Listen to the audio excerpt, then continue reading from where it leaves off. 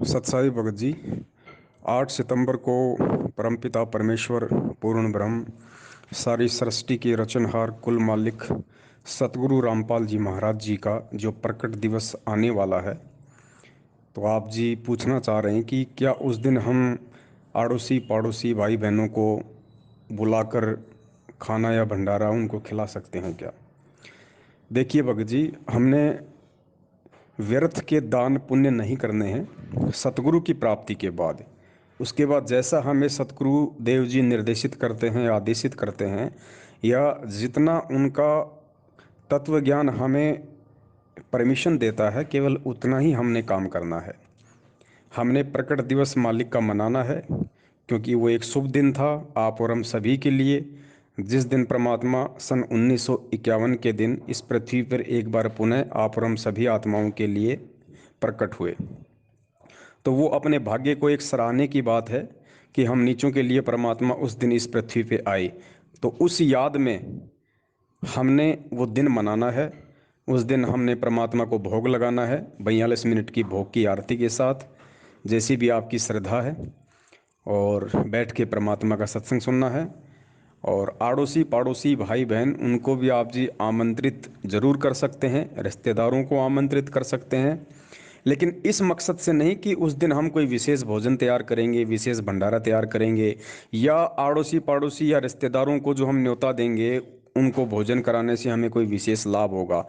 ऐसा ना तो हमने करना है, ना हमने ऐसी कभी जीवन में सोच रखनी है, वरना हम पतिव्रता पद से गिर जाएंगे। परमात्मा फिर हमें वो लाभ नहीं देंगे जो लाभ हमें उन चीज़ों का होना चाहिए।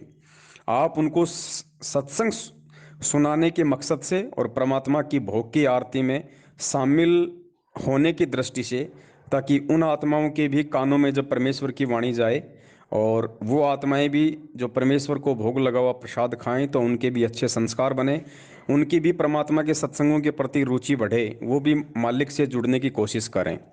इस मकसद से हमने उस दिन, चाहे आड़ोसी हो, चाहे पड़ोसी हो, चाहे गांव का हो, चाहे रिश्तेदार हो, सबको हम इनवाइट कर सकते हैं।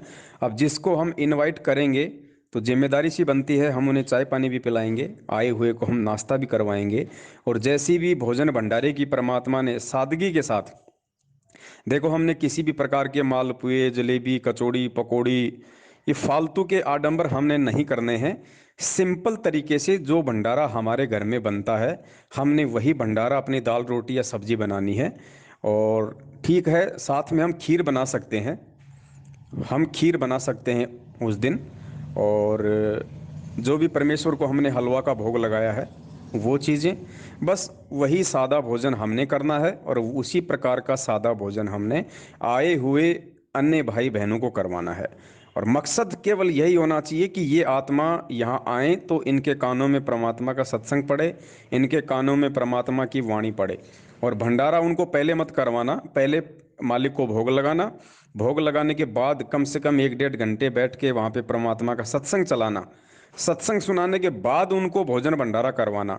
फिर उनको दोनों लाभ होंगे, मालिक की भोग की आरती सुनेंगे वो भी लाभ होगा, और फिर वो जो 2 या 1 घंटे जो परमात्मा का जो सत्संग सुनेंगे वो भी उनको लाभ होगा। और फिर उस मालिक को जो भोग लगेगा, और भोग लगने के बाद जो बचा हुआ जो भंडारा है, उस भंडारे से जब वो खाएंगे तो उनके भी अच्छे भक्ति संस्कार बनेंगे, उनके संस्कार मजबूत होंगे, ताकि उनको परमात्मा अपनी तरफ उनको खींच सके। तो हमने केवल इसी मकसद से खाने दाने की हल्की फुल्की हमने व्यवस्था करनी है। और ये आप चाहें तो, अगर आपके क्षेत्र में यदि बहुत सारे सत्सेवक भाई बहन हैं, या जो भाई बहन सतगुरु रामपाल जी महाराज जी को पूर्ण परमात्मा मानते हैं, उनको प्रकट हुआ मानते हैं, तो आप जी व्हाट्सएप पे या फेसबुक पे जैसे भी है आप जी एक मैसेज डाल सकते हैं कि भाई फला फला दिन यानी 8 सितंबर को सतगुरु रामपाल जी महाराज जी का यहाँ पे प्रकट दिवस मनाया जा रहा है। जो भी भगत भाई बहन आना चाहें वो आ सकते हैं, उनका मोस्ट वेलकम है।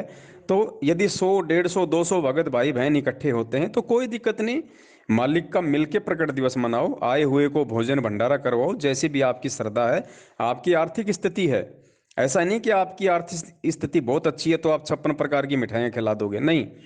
आर्थिक स्थिति का मतलब है जैसा घर में भोजन भंडारा बनता है उस अनुसार हम जी उनको बड़ी श्रद्धा से, बड़े प्यार से और परमेश्वर का प्रसाद समझ के हम उनको भोजन करवाएं। खीर हम उस दिन परमात्मा की बना सकते हैं और हलवे का तो भोग हमने लगाना है परमात्मा को, देसी घी का। तो इस प्रकार से भगत जी हम अन्य भगत भाई बहनों को, पड़ोसियों को, रिश्तेदारों को 8 सितंबर के दिन हम उनको इनवाइट कर सकते हैं।